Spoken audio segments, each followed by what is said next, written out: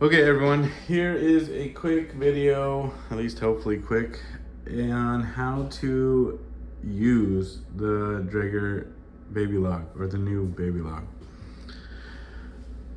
So when you first start it up, it has two icons, either continue ventilation or a new Neo, which it has new Neo here.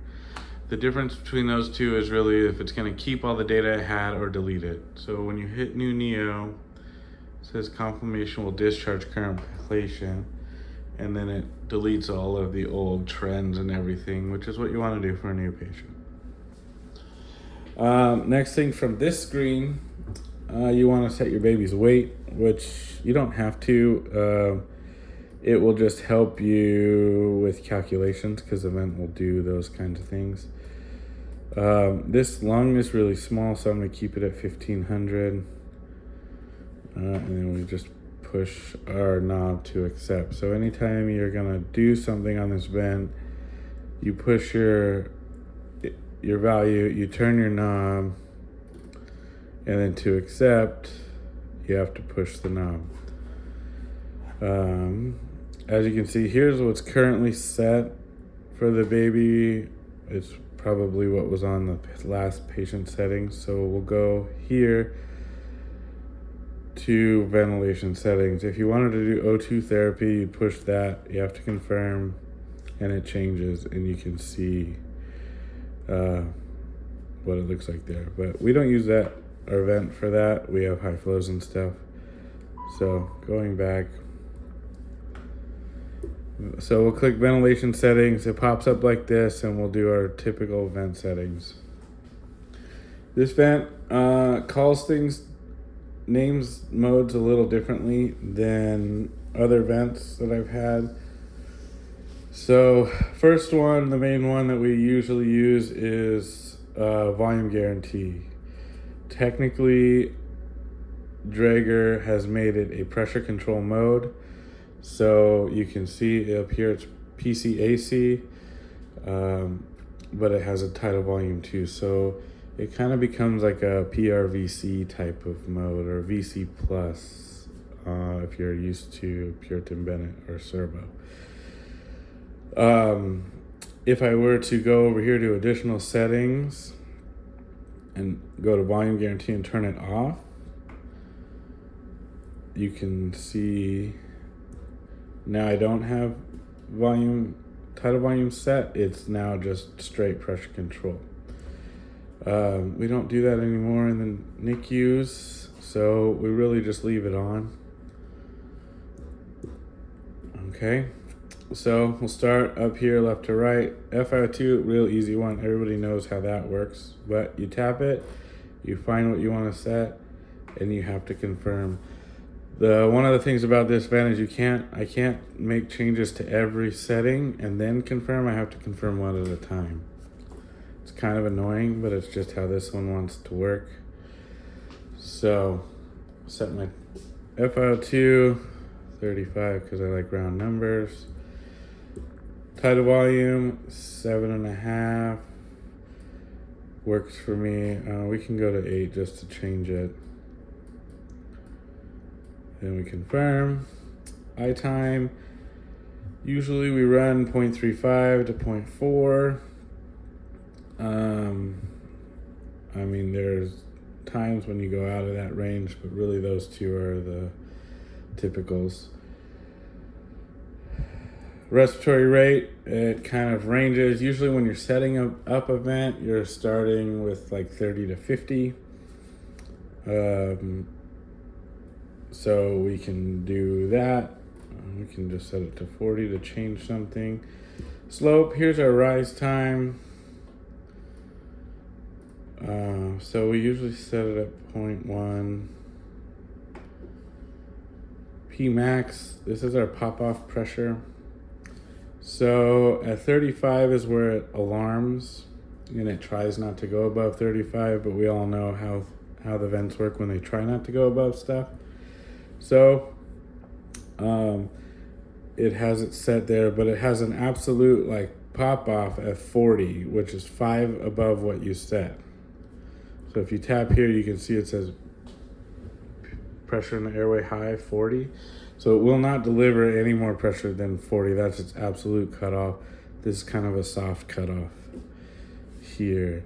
So you can change that. If you were not using volume guarantee and just wanted pressure control, this would be your PIP setting. So you'd use that. So you change it, confirm, and moving on to PEEP. PEEP. Usually 4 to 6 is where we run. I really mostly use 5.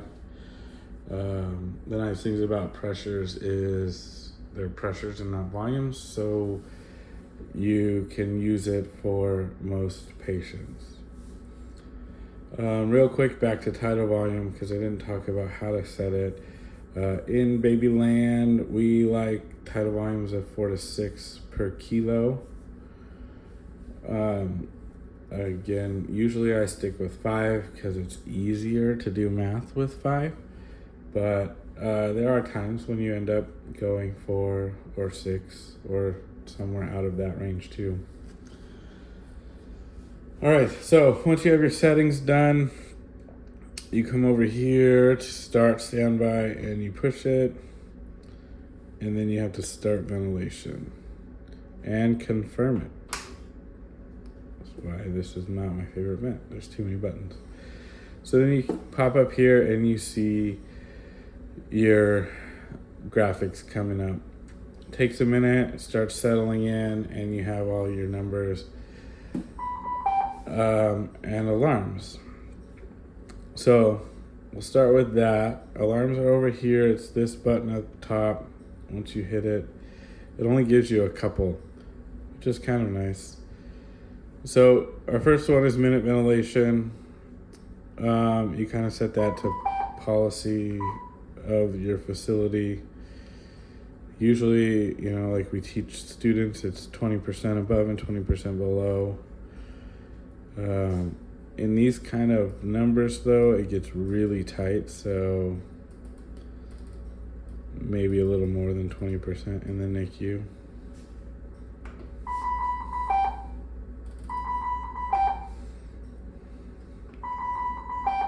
Oh my gosh. So,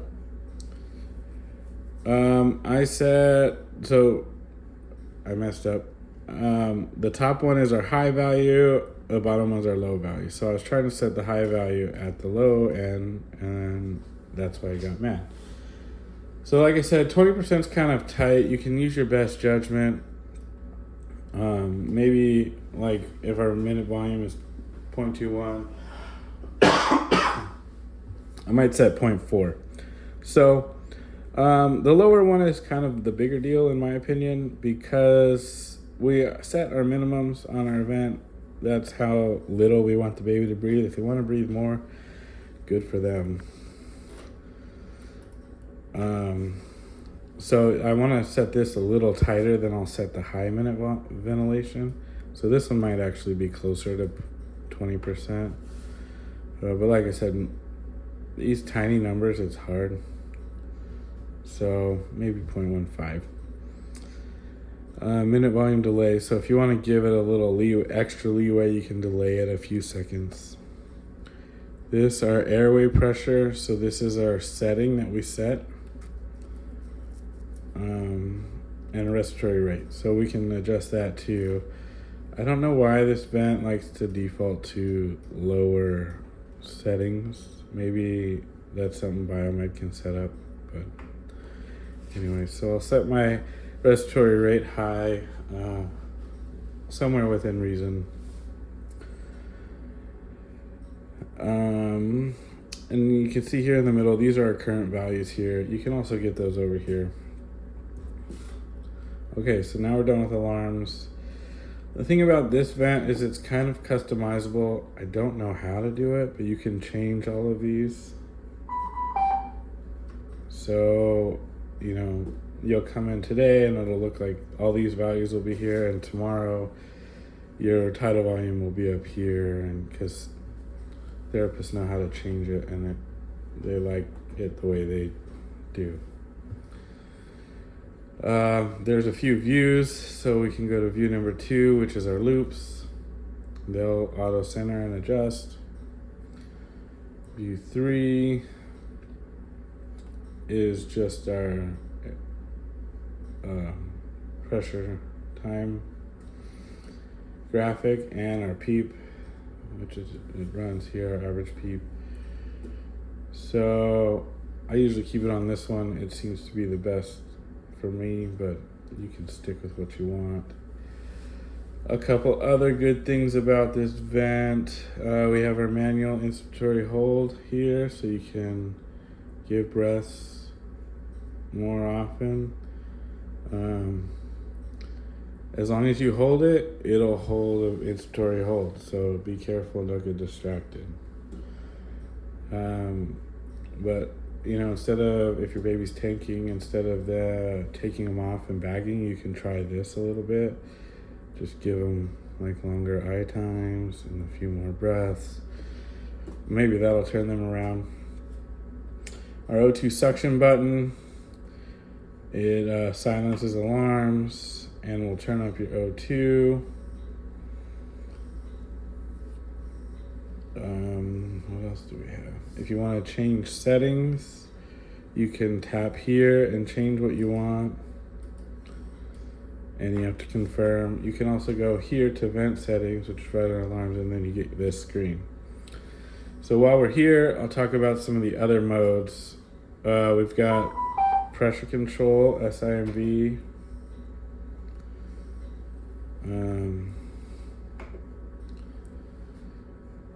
So pressure control SIMV is going to be very similar. The only extra thing that you're going to set is your pressure support. If you turn, you can still turn off volume guarantee here if you want to, but I'll just kind of show you guys understand SIMV. Then we got spontaneous, which is CPAP or pressure support. The biggest difference between CPAP and pressure support is our pressure support. So if you want to do straight CPAP, you turn off pressure support. If you want it to be pressure support, then you give them some.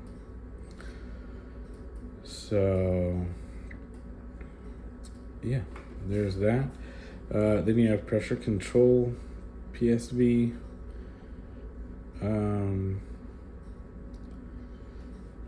Which is gonna be more like a volume support. So we have our targeted volume instead of our targeted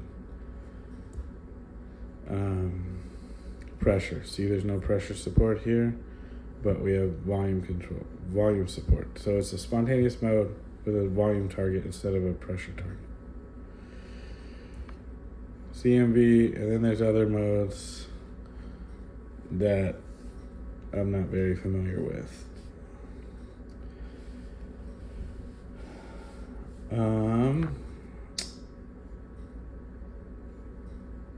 If you're having problems, you can adjust a lot of alarms in here, or your flow sensor. If I take it out, if I take the flow sensor out, it'll let me calibrate it. But since it's still in and it detects flow, it's not going to let me calibrate it because it has to be zeroed. And that's pretty much it. So if you want to go to standby, you go back here, start standby, and you click standby.